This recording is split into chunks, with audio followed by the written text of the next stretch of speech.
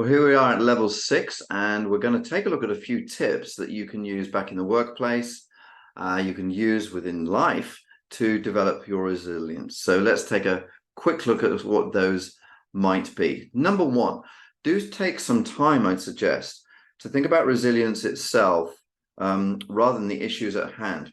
I found that when you're focusing on the issues that I need to solve this particular dilemma, this particular problem, then resilience doesn't build. We're just focusing on the issues. But if you start to think, look, how do I develop resilience in myself?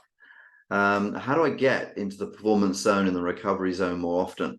How do I do that? It starts to take our minds away from the problems and start to build a thought process that gives us some tactics for our own personal resilience. Remember, thoughts, feelings, and behavior are all one thing. It is the way the whole organism works, the whole of our biology works, which is key. And we want trust to develop in ourselves happy, trusting, helpful, open, solid, and confident personalities, don't we? And that comes from the thoughts and the feelings and the behavior all working together. So yeah, do think about the thoughts, do think about the feelings, but think about the way they're affecting each other.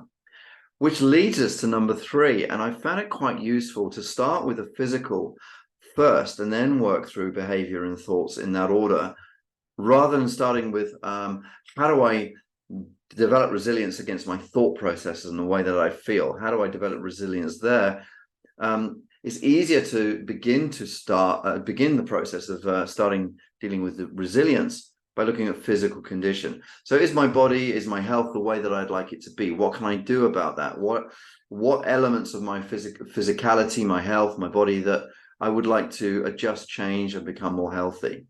Then move on to, so what behaviors don't I like that I'd like to change? And then on to what thoughts would I like to change? If we start with the physical condition, it tends to give our minds something to focus on away from the worries and the problems. So I'd suggest have a go at starting with physical condition first, then behavior, then thoughts in your thinking process, which will help develop the optimism that you can build resilience. Focus on the 4 energies from Schwartz: the mental, the physical, the emotional, the purposefulness, and spend some time on the 4 S's. That really does help. Self, support, solutions, and of course, strategy, which, as we said, is good for strategy to be something new. Try something new. A good, resilient person tends to have changes in thought process, changes in the way the mind works. They're good at resilience because of that reason.